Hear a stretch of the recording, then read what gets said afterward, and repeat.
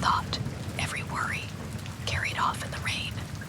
The air is cool, the light dim and safe. You are indoors now, dry and warm, where the only sound is the soft drumming of rain on the roof. Let the sound draw you inward. Feel your breath settle, your heart quiet, your mind begin to drift. And when you're ready, we'll begin tonight's story.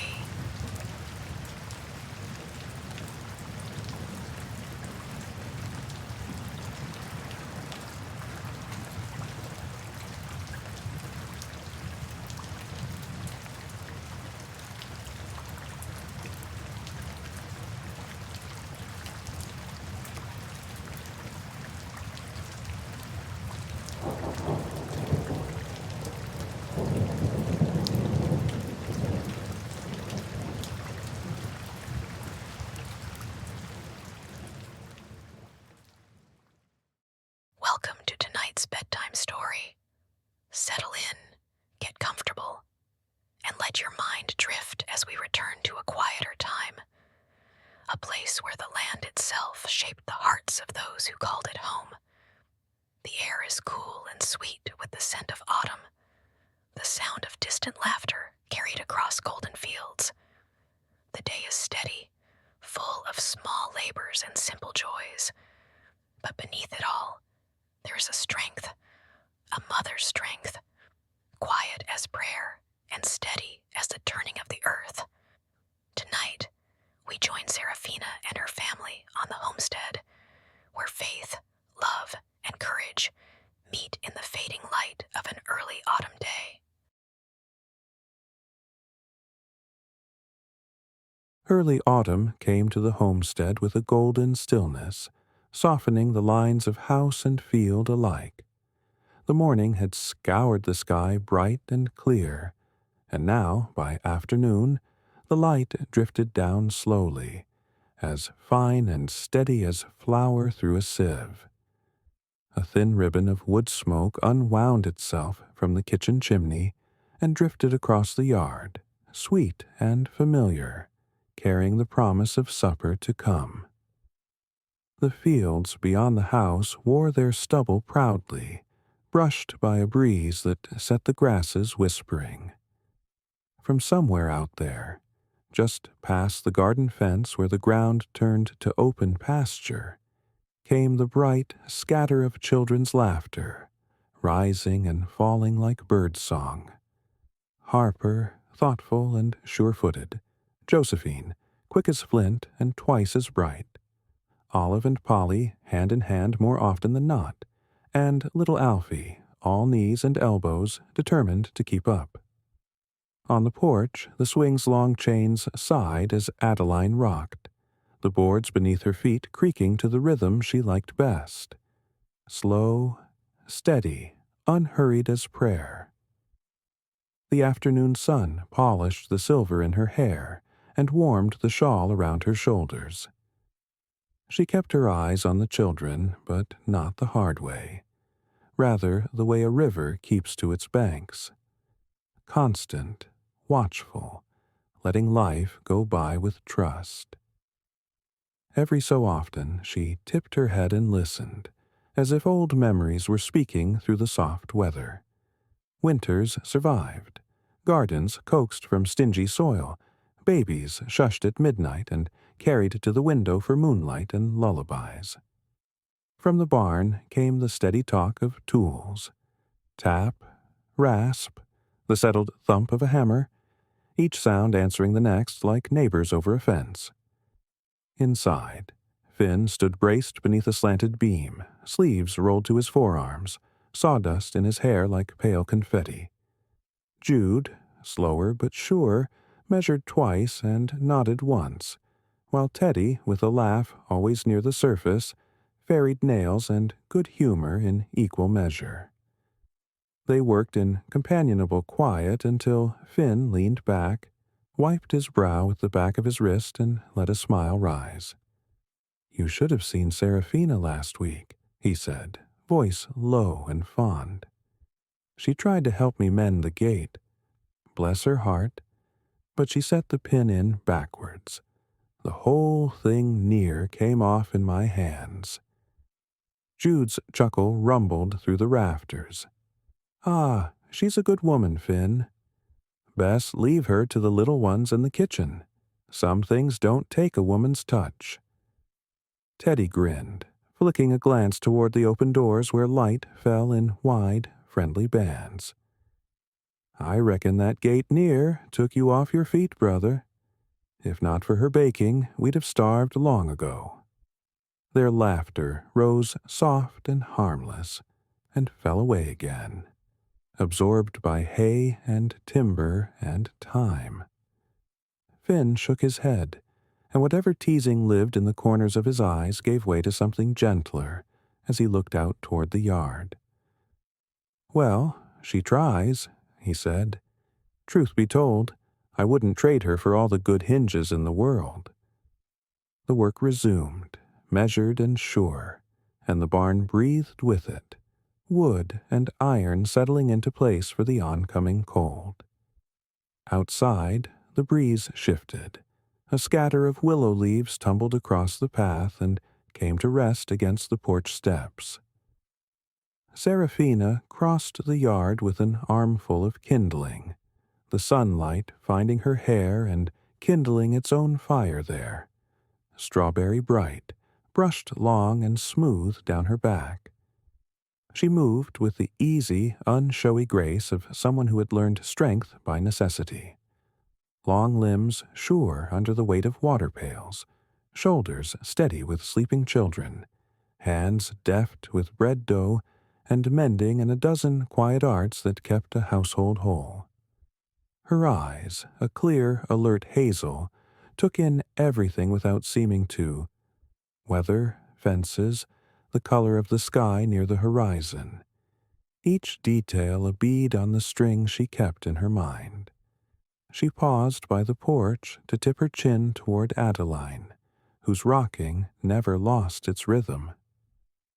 They're happy, Seraphina said, and in her voice lived both gratitude and a ledger of all that still needed doing before the frost set hard. Potatoes to sort, apples to store, quilts to air and fold. 1,000 small obediences to the season. And after the kindling was stacked, there would be jars waiting in the kitchen, pears and beans and the last of the late summer tomatoes, ready to be sealed and set away in rows against the long months to come. They are, Adeline agreed softly. The swing creaked, old wood answering old wood. And so are we, just now. Seraphina smiled and shifted the kindling in her arms. Out in the field, Harper's clear call carried. Josephine answered, and Olive and Polly's laughter stitched the distance between them. Alfie whooped, then quieted, and the breeze smoothed the sound flat and sent it on. From the barn, the measured cadence of hammer and saw kept time with the day's unfolding, steady as a heartbeat. The house breathed. The porch breathed.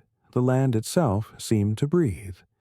Drawn in, let out, under an autumn sky that held more blue than seemed possible this late in the year. And for a while, longer than a moment, but shorter than a song, everything rested exactly where it belonged. Seraphina shifted the kindling in her arms and turned her gaze back toward the field where her children played. The light caught her hair as she moved, setting it aglow, long, strawberry-blonde strands that fell down her back like a silken banner. It was beauty born quiet, the kind that did not announce itself but shone all the same.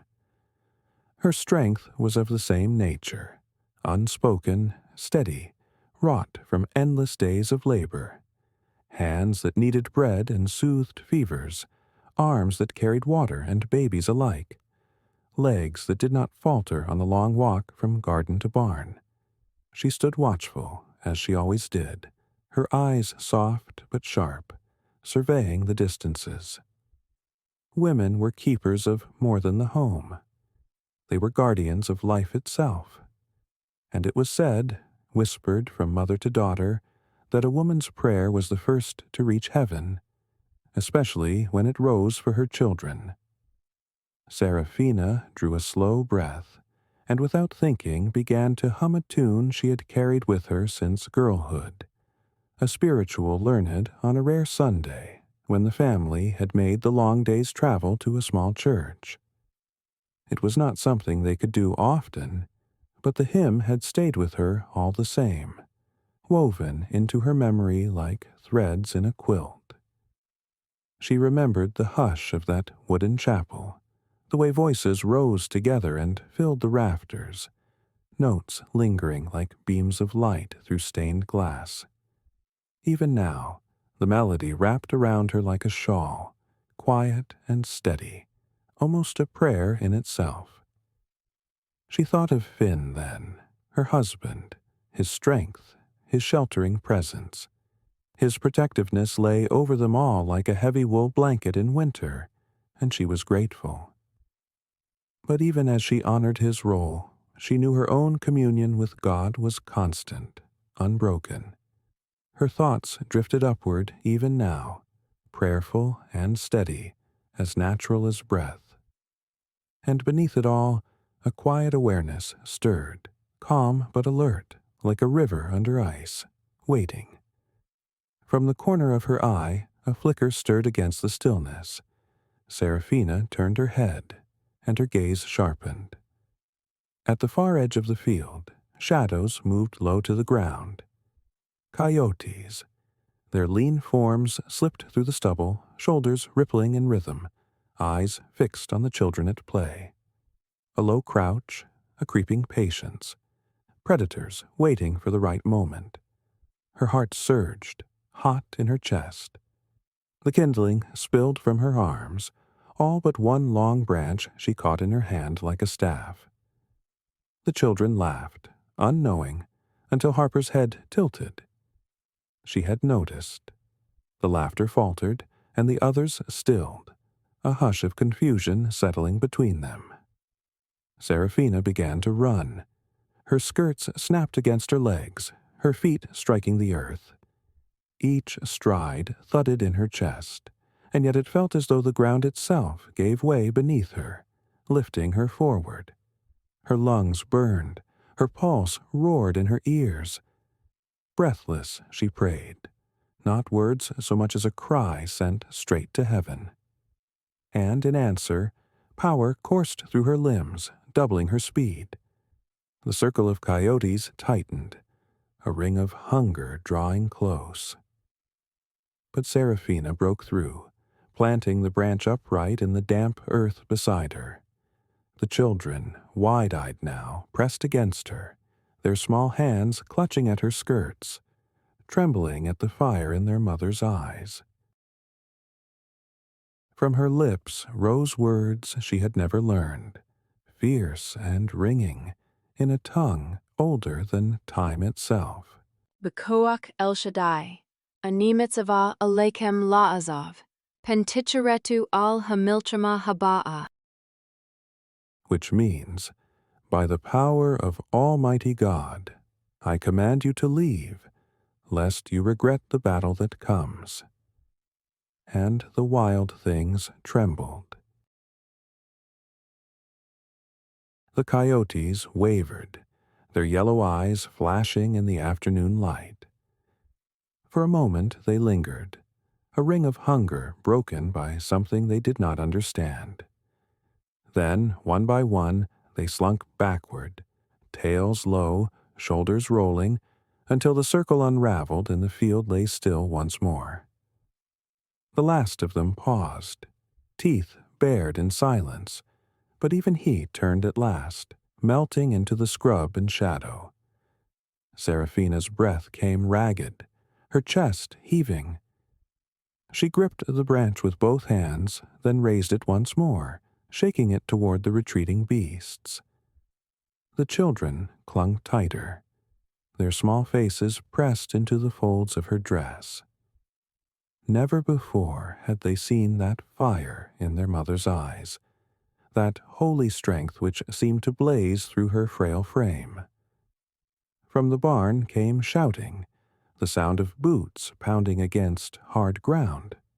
Finn reached them first, breathless, his hands out as though to shield his wife and children from whatever danger remained. "Are you hurt?" he asked, scanning Seraphina's face, her arms, the children trembling beside her. But there was no wound, no faltering, only the light still burning in her eyes. Finn froze, his chest still heaving. "I don't understand. What happened here?" Seraphina's hand, trembling only slightly, fell to rest on Olive's small shoulder. Her voice was calm, steady. "God heard me," she said simply. He searched her face, a mixture of confusion and awe softening into wonder. He shook his head slowly, incredulous, yet a faint smile tugged at his lips. From the porch, Adeline's rocking had never faltered. She had seen it all. When Finn passed her on the steps, she lifted her gaze, her voice tender yet commanding. "Never question the mother's quiet power, my dear boy." The words lingered in the cooling air. Finn turned one last time to look at his wife. Her hair loose and shining, the children pressed close. And he felt a reverence he could not name. Together they turned toward the house. The children's voices rose in a soft song, Seraphina leading them with gentle steadiness, her hymn threading through the dusk like a blessing. And the door closed behind them, safe within the circle of home.